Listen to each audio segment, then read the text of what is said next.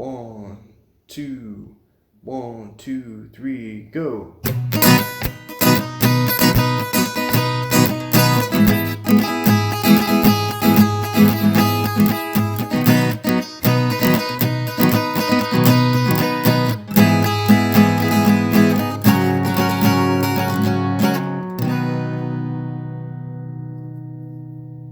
Hey there YouTubers, Seth here, and I'm gonna do a little cooking right now. It's not really cooking per se, but it's food prep.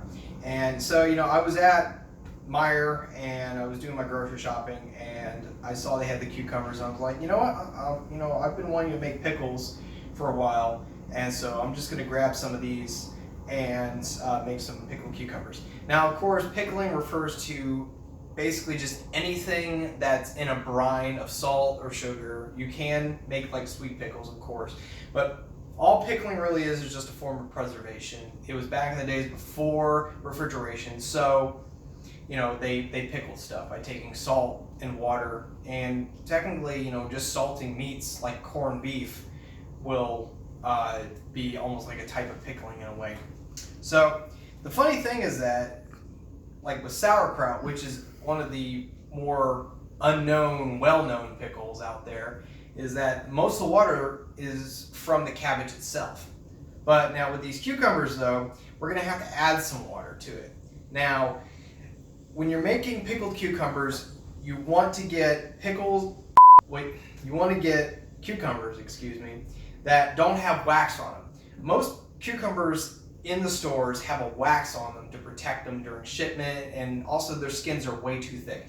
You want to get a thin-skinned cucumber. Now, these are English cucumbers, but you can also use Persian cucumbers or various other thin-skinned cucumbers, and that allows the brine to soak in better. Now, I'm going to fit this into an old Vlasic pickle jar, so I'm going to have to cut this into pieces anyway, so it's going to take the brine a lot nicer. So what we're going to need for this is, the original recipe called for a quart jar. Well, I'm going to be using a gallon jar, so basically I use 4 times as much.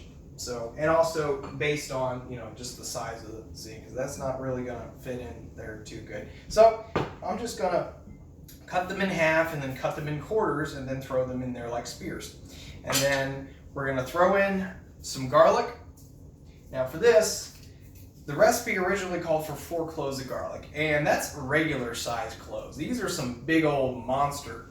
I don't know where they grew. I think on the side of a volcano or something. But like, these are some big garlics, and it's just for flavor.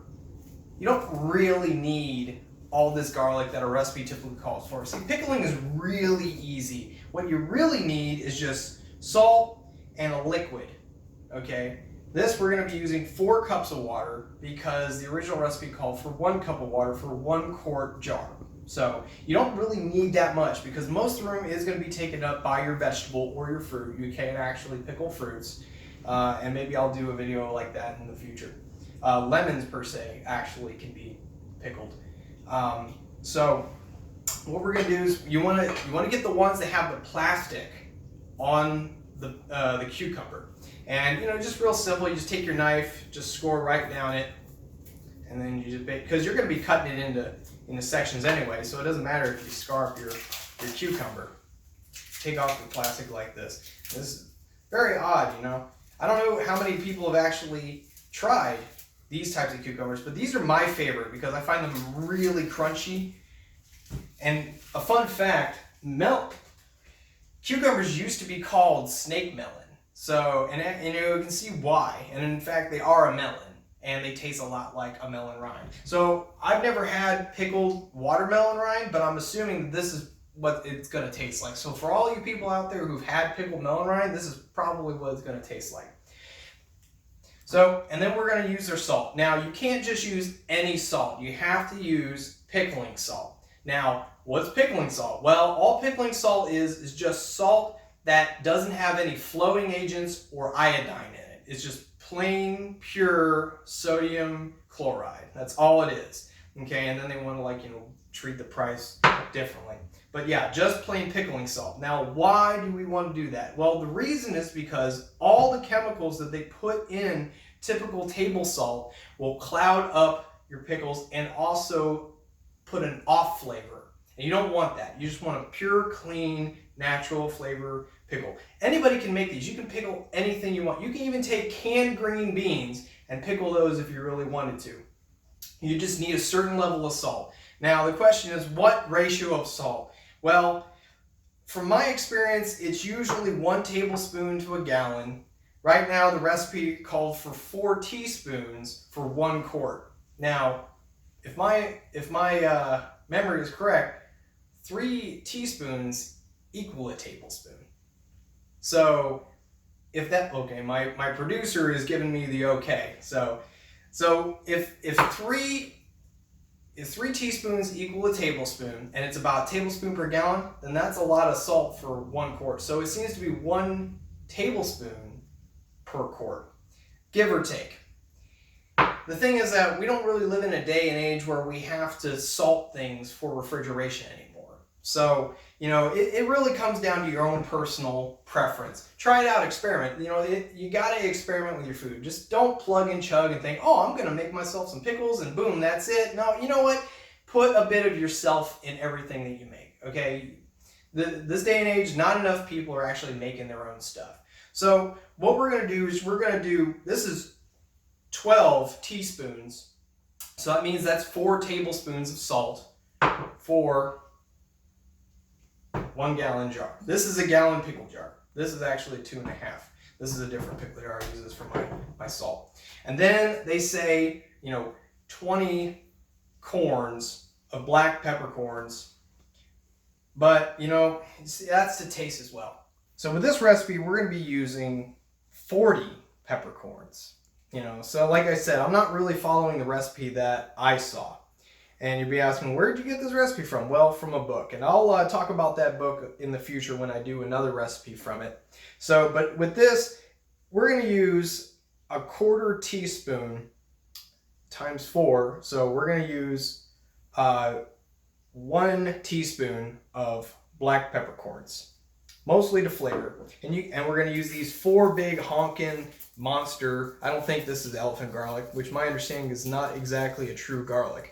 But anyway, we're going to use this big honkin' garlic here, and then we're going to use that as a flavoring, because this is a flavoring agent, this is a flavoring agent, this is the pickling solution. And basically nowadays, like, you know, with cheap refrigerator pickles that people can just make, you barely even need this. This is now mostly a flavoring agent. So flavor, main ingredient.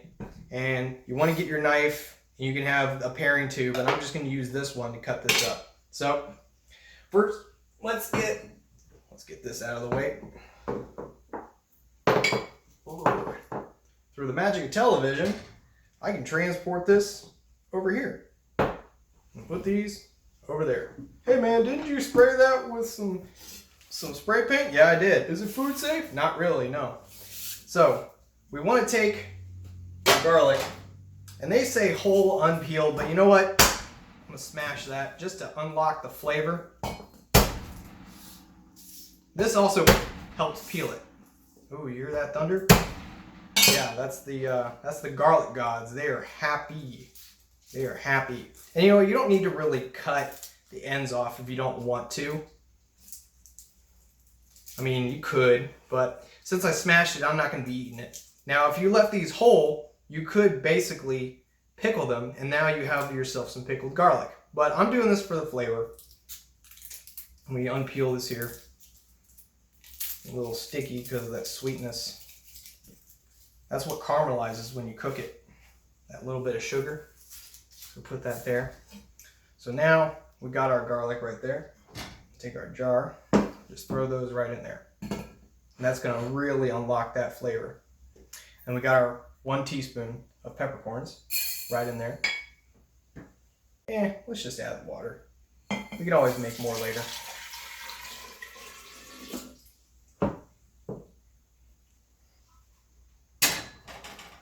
And we got our salt, our 4 tablespoons of salt.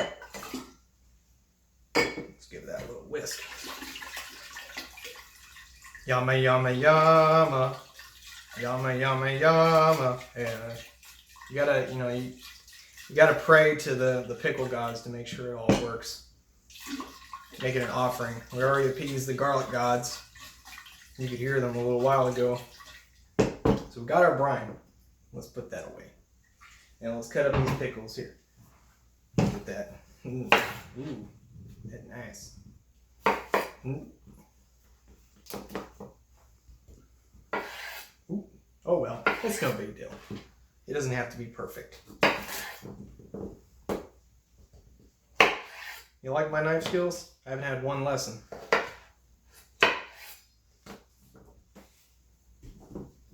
Stay there. Is he gonna cut his hand? I don't know, maybe. This is live. It's just add protein. It's all good. Well, you did say add a piece of yourself to everything you do. Oh yeah, that's right. Yeah. That's my producer behind the camera there, Katie. Say hi, Katie. Hello, world.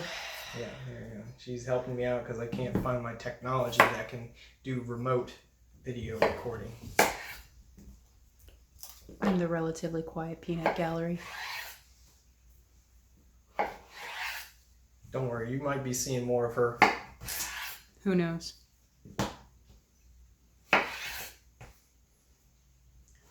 I really like these types of cucumbers.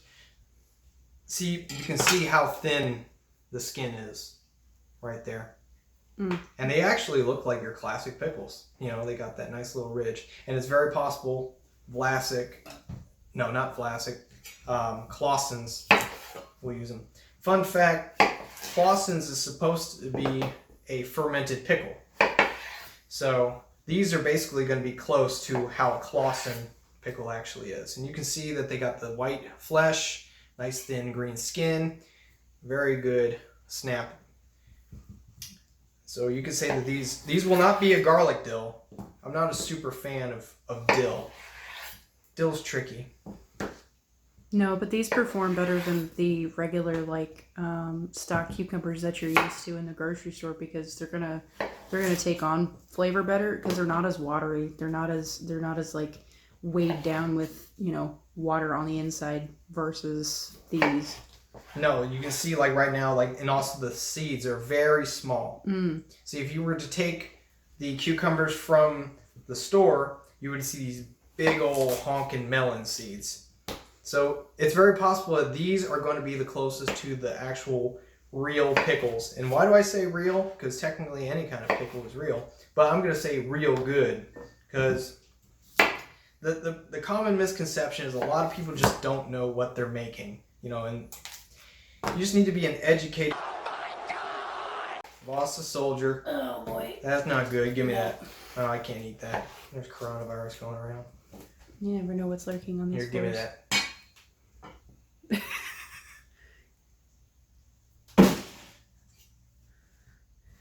See, if you guys weren't here to witness this, we may have eaten that, but you're here, so we're not going to. We're gonna keep good and keep clean.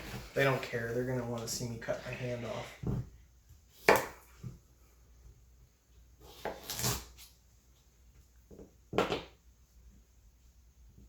That's a lot of pickles there, man. Yeah, I know. I love pickles. Yeah. Why do we call them pickles if they're cucumbers? I don't know, man. Because Americans is crazy.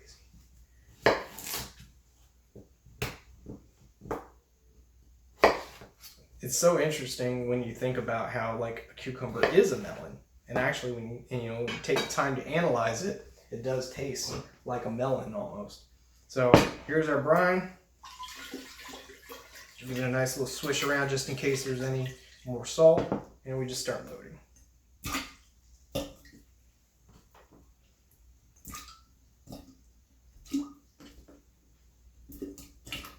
Oh, isn't that a fun sound, ladies and gentlemen?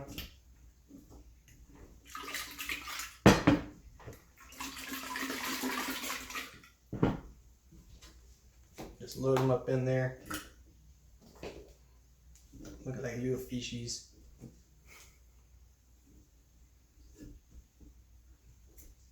It's like tiny anchovy type. I don't exactly know what I'm doing, people. I'm just stuffing them in there. Maybe should have been a little bit better at this. Oh, get in there. Pointy end in. This is the point where you're playing pickle Tetris. Yes. Play pickle Tetris. It'll fit. I'm gonna make them fit. Mm-hmm.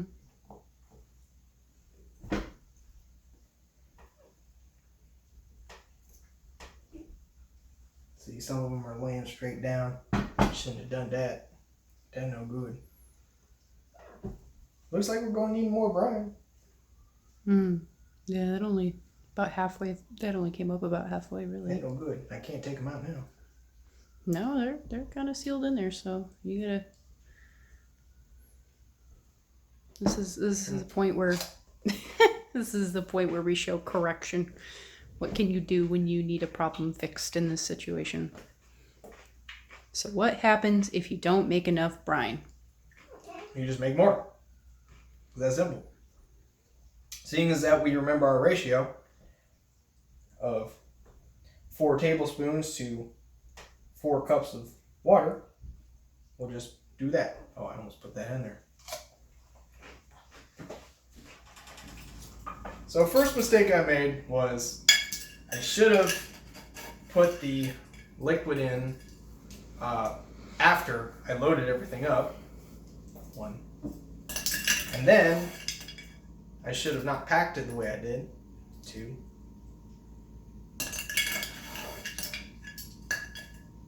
3.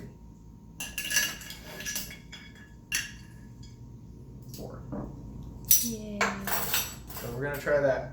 And let's just toss this in here. I'm gonna use the exact same stir. So apparently, get that brine solution.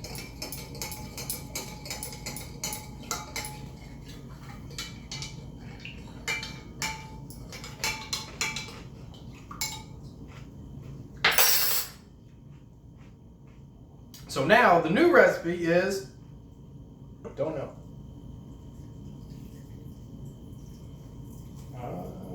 We'll find out soon. The main thing you want to do is have enough water where it submerges your vegetables and fruit. Reason for this is because you want to create an air lock. Air is what makes things mold. So this is not what you want to do. So now we got our little airlock, you got our headspace here. Now what I'm going to do though is I'm going to seal the jar with a fun little trick. Take a plastic bag and you just fill it with water. Some people, now see, we see right here, we didn't use all of our liquid. It's no big deal. Main thing is, if you're going to be doing a gallon, at least make 8 cups of water to 8 tablespoons of salt with water. So a 1-to-1 ratio of pickling salt to water. I like to use filtered water because my water here tastes like crap, and also basically with all the minerals that are in our water these days, it's going to make cloudy pickles and cause off flavor, so you don't want that. So here's what I'm going to do. To make sure that we have a perfect airlock, because these things will rise up. Oh, I forgot to add the kraut starter. Maybe could you grab the kraut? Yes. One thing that I had to remember, which I didn't think about, is you need lactic acid to make this a naturally fermented pickle.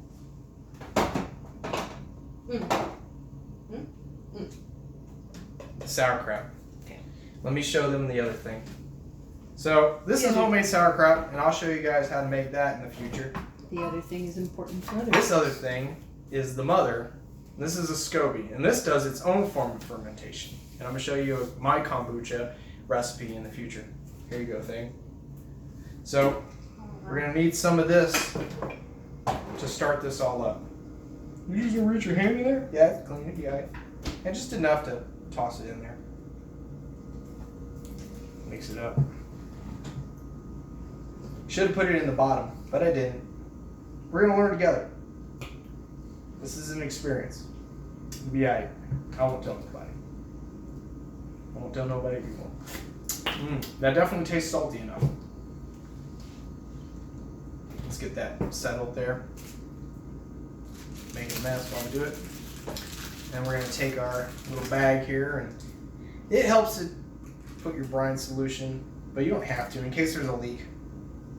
But what this does is it's gonna make sure that there is enough air pushing down your vegetables when you make it. Because it's going to bubble up, it's going to get nasty, you know.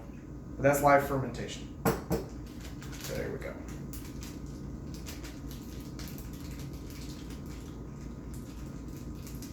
Uh-oh, towel time.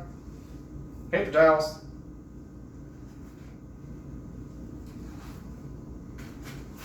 We're going to make a mess, ladies and gentlemen. Here we go. Okay. Thank you. Would you say in this case, like in most fermentation, that air is more or less the enemy? It can be. Air can be a problem. Oh, I used the wrong lid.